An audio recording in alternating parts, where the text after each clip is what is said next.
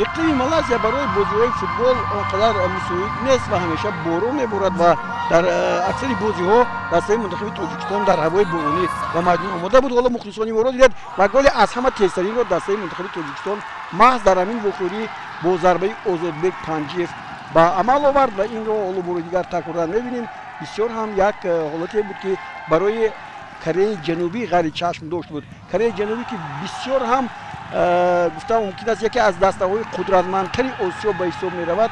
در همه سن و سال در هم دسته منتخب گفتم که اساسیش هم ولی ما در مقابل این دسته بازی نیرومندانه و خوب بر جا نشان دادیم ولی در دقیقه 39 یون سوک جو حساب این وقوعی رو برابر کرد. این حالت رو می‌بینید از ضربه استاندارد از ضربه کنجی فیلموزان ما این حالت رو پایخست نکردند و باز یک بر یک و باز ضربه پنالتی و باز موردین حسنوف آفرین میگیم که اینجا با قهرمانی نایل شد و آخرین ضربه که فیلموزان ما رحمتوف، شریفوف، زاکیرو، پنجیف، سویرو، سنگوف و لیتفولویف به نشان رسانیدند.